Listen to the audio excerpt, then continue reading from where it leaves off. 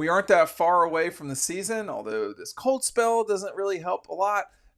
And some lines are trickling out. And one of them that's found its way out from the cold is Georgia and Clemson.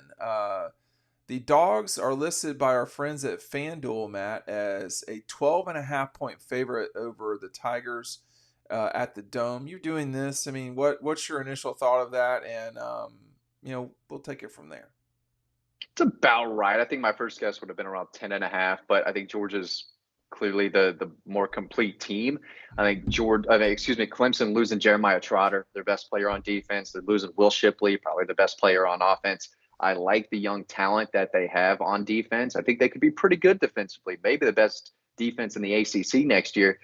But I don't know if y'all agree here, but Cade Klubnik is not a guy who can lead them to a possible national championship. I think he is kind of a roadblock for them.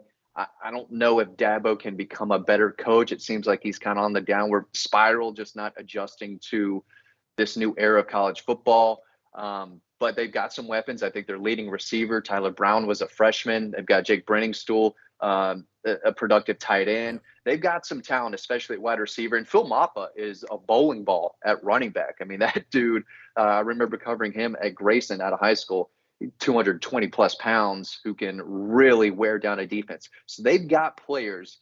Barrett Carter, Dean, is coming back. Love Barrett Carter. He's a really good player. He's really good. But Jeremiah Trotter, I think is going to be a phenomenal NFL player. Losing him is big. And I don't know about the offensive line either, Ryan. I mean, it just seems like that's not a group where they recruit very well. None of those guys are elite. And they got beat up a pretty good bit last year, it felt like. And I remember, I think Kentucky sacked Cade Klubnik again. We were watching that down in South Florida, and that was bad. That was bad offensive line play. The quarterback play wasn't great. They've got some pieces. I like what they have on defense, Ryan, but Cade Klubnik, that's a big question mark for me still. Yeah, I mean, I think we all watched enough of Clemson last year. It was a step back. They've been taking steps back. I think their first huge step back really kind of started when they lost to Georgia a couple of years ago. That was kind of the beginning of it. And it was like, okay, well, that was just, I mean, Georgia's defense was playing out of its mind that night, but Clemson couldn't do anything. I kind of look ahead to this game, and I think it could be similar, right? You said the line was 12.5? Yes. I think that's right. I mean, I'd predict Georgia to cover that. I mean, looking ahead, this is the first game. Yeah, I'll predict Georgia to cover that line. This is going to be a really good Georgia team. It has been, obviously, but there's a reason why they're the favorite again, because they look that way. This looks like, and it's only getting better, and it might get even better if Kirby keeps going after these guys here in the next few weeks. But Cade Klubnik, man, it was just mistake after mistake. It was chaos. There's certain basketball players that I watch in the NBA, and when they get the ball, it starts giving me an anxiety attack because it's just chaos. And that's how Cade Klubnik plays football a little bit. And there have been some really good players that play football like that sometimes. Baker Mayfield at times, Johnny Manziel at times. But if you can't get that part done, then the offense is just not great. And also, their scheme just feels really limited with him. It doesn't seem like they do that much. It's all quick hitting stuff. There's nothing really beyond 10, 15 yards. And I remember that Kentucky game. It really was the only way they could get downfield was dink and dunk. And you can do that to an extent on a Georgia defense, but what Georgia defenses do to offenses like that is they bend a little bit and they don't really break. And the red zone is obviously a focus for them on defense. If you can get there, it's going to be tough to stop. Well, so they're playing the beast. I mean, they're playing the machine. It's going to be hard. And, Cade Klubnik's got my attention a long time ago for being so wishy-washy, but to give part of an explanation, y'all, they just don't have players like they used to. He's one of the, but they don't have receivers. Mike Williams ain't out there. Trevor Lawrence ain't out there. The old running back from Grayson, whose name escapes me suddenly, that was with Deshaun. Yes. Wayne Gallman? Yeah. Who was a really good player there, played for the Giants for a little bit. Dexter Lawrence, nowhere to be found. It's on defense, it's not as bad. But on offense, The offensive line is a total liability, which really does not help the quarterback at all. I agree about their running back. I love him. I think he's great. But now it's going to be all up to him. They do not have anybody that scares you on offense. They have not had anybody that scares you on offense for a while. Am I wrong, Matt, on that front? I don't. It's been a few years. No, you're not wrong. Would they be better with DJ Uiagalelei. Uga-Longalele? Ua-Ungalele. Would they be Uiagalelei. better I with him? think Who's at Florida State, by the way? I'm not sure I love that move, but I no, think they're it's up for neither debate. of them. Okay, I don't know the answer to that. Maybe, but they would. Part of me thinks that they'd be more consistent, but I'm not sure I could even say that. Like, y'all, let's just journey through their 23 real quick. I did not see the loss to Duke coming. I thought they would not cover. I didn't think they'd lose by 21. So that was the game that, to me. But then a week later, they really played poorly. The next two gimme games against Charleston Southern and against Florida Atlantic, it was like, this is full-blown panic. Lose to Florida State in overtime, a game they should have won. I did not see any of the Syracuse game. They routine Syracuse by 17-point. Good win. They almost lost to Wake. They somehow lost to Miami in a game they should not have lost. And then the NC State game, they just got beat. They woke up against Notre Dame. They absolutely smoked Tech. That was probably the best I've saw Clemson play this season. They played pretty well against North Carolina, and then they didn't score an offensive touchdown against South Carolina.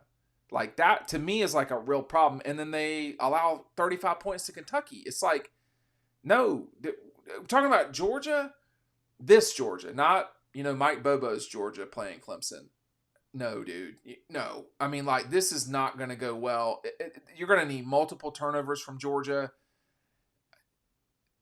And they're on some sort of mission this coming year, whatever that means. You know how that goes. So I don't know. I think this is going to be an abnormally complicated game for Clemson to win. I don't like their situation at all. I'll throw it to Ryan because Matt's talked a lot, but well, whatever. Anybody can take it. But the problem for Clemson is they have the same coaches, sort of. They do not have the same players. Period. Well, that's the other part of the problem is they do have the same coaches, and it's not as good as what it was before. And that's something that Dabo hasn't done a good job of the last few years, is replenishing his staff with guys that are going to go out, like we just talked about in another video, and go and get the guys. You rattled off a bunch of their offense. There's a bunch more too that they had as well. Like, you didn't even name Travis Etienne. So Etienne was an absolute star for them. I mean, him and Trevor were unbelievably good. And they had NFL receivers on the outside too. So they just don't have that anymore. No. And so you enter this game with a talent gap. You enter this game with a coaching gap. It's going to be mostly Georgia fans, right? I mean, it's in Atlanta. This one's in Atlanta. It's going to be mostly Georgia fans in a place that Georgia's very familiar with playing. It's a neutral site. Right, this is the one place where it's not really a neutral site kind of for Georgia. It's their backyard, so it's going to be tough for them. But I just don't see it being much better than it was last year. And for that, I don't think this game will be close. Yeah, I think Georgia's the better team. Georgia should win. And I'll ask Dean this, and Ryan, you can answer too. Dean knows the Clemson program a little bit. Is this – how hot is Dabo's seat? Is it a little warm? What has to happen for them to say, okay, we've got to make a change here? I mean, for a while, it felt like Dabo was going to retire there and be there forever.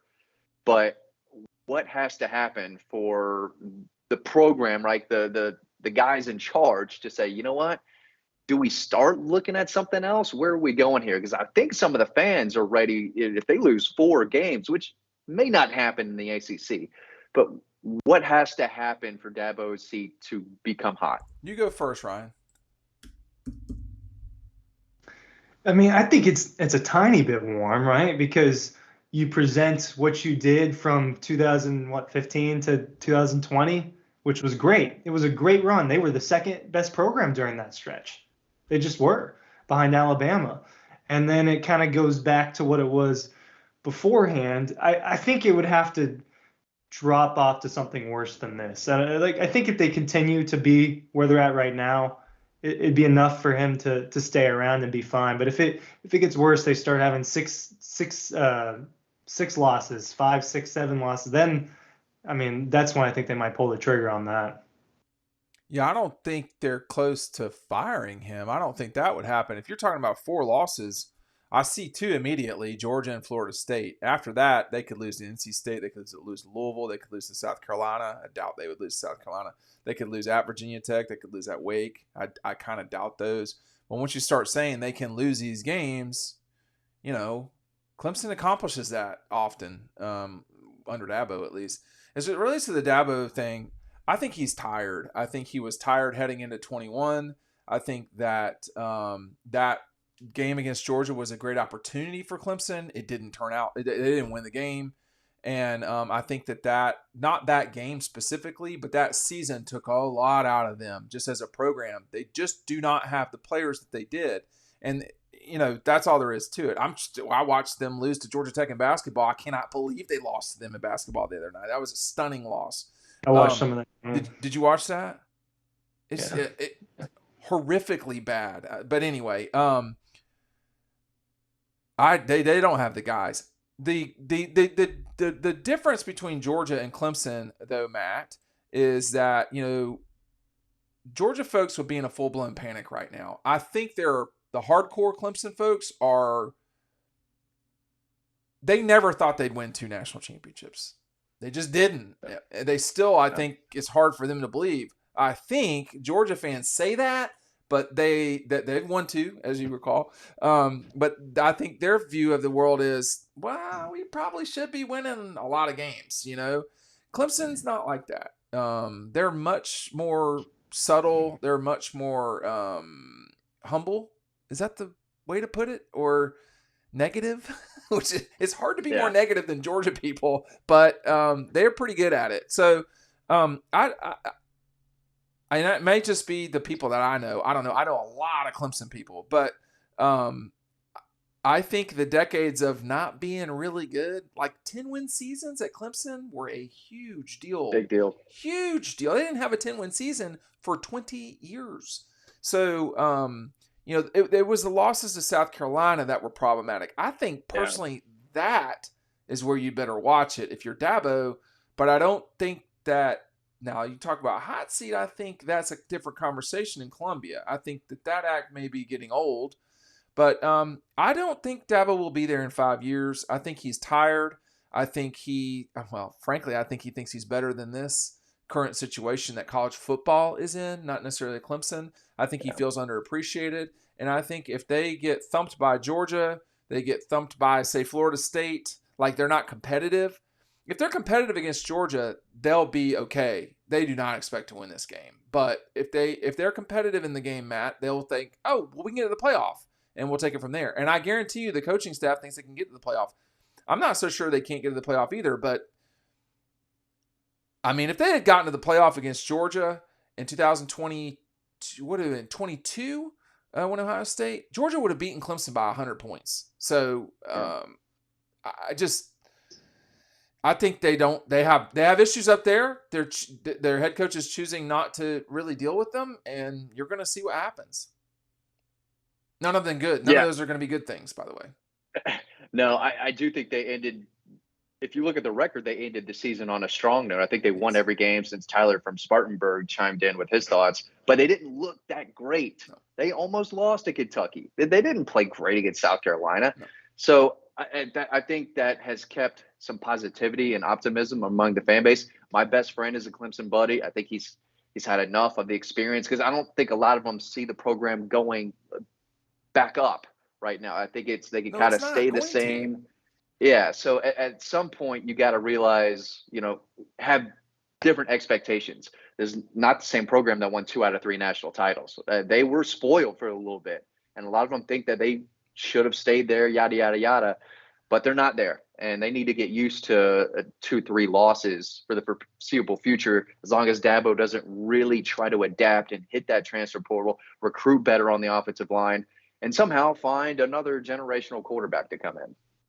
Just real quickly, and I'll throw it to Ryan, and then we'll kind of wrap up. But when you are consistently an 8-4 program your entire life, that's just what you are. And, I would say that's what Clemson has been. That's why their biggest game is the South Carolina game. It's not the Georgia game. They're down by like 30 games in the Georgia series. or whatever it is. So it's not close. But they had a moment in time. I would not say they were SMU in the 80s, but it wasn't. I mean, they had a moment in time. It was great. But they are still having a really good run with this guy, and I would not be so quick to push him out of there. But I think he's exhausted personally. Go ahead, Ryan. Well, I mean, I think if that's the case, it probably factors into why they don't recruit as hard, why they don't hit the transfer portal as hard. It's a matter of effort. Yes. I think that you can see that with the Georgia coaching staff. It's a matter of effort. And, it's not really bad to speculate that they're just not putting in that same level of effort, or else you'd Matt, see are it. they recruiting at the same level as Georgia in terms of effort? No, not at all. And now I think I read today that they're going to have to play Georgia five out of the next 10 seasons, something like that. They've got Georgia coming up on the schedule at least a few times. That's true, until 32. So, yeah. I mean, this is going to be lopsided. It's been lopsided. It's going to continue to be lopsided between these two. And I think that doesn't change in 24. Well, they've beaten Georgia. They don't play all the time, but they've only beaten Georgia once since 1990, I think it is. So, and that was in 2013. It was a big matchup between the two. But and that was a really good year for them. For Clemson, yeah. I mean, they won their league, I think. Didn't they win? They beat Ohio. They won their league. I think they won the Orange Bowl. Georgia just got banged up, hurt as that season went on and wound up 8-5. But I think 12.5 is, for me, a little low. But you got to think, I mean, a double-digit line in a season opener. I mean, I remember talking to Gary Stokan. He was super pumped. He thought this would be top 10 matchup. I don't know about that. It'll be top 25. Ranked, though, right? What's that? They're going to be ranked. I would think so. Matt, am I wrong? Quickly. Yeah, they'll be ranked. Where? 20 to 25. Oh, that low. Okay. Well, can Georgia beat Kentucky? The answer to that is yes. Is that who they're going to be playing? Something like that? And it's going to be something like that. They can lose to Kentucky. So that was a really good way to put it. Well, it is. I mean, what was the score of the Georgia-Kentucky game? 52 to something? Not close. Georgia was pretty hot at that moment, but they weren't the week before, as we recall, against Auburn. All right, thanks for watching.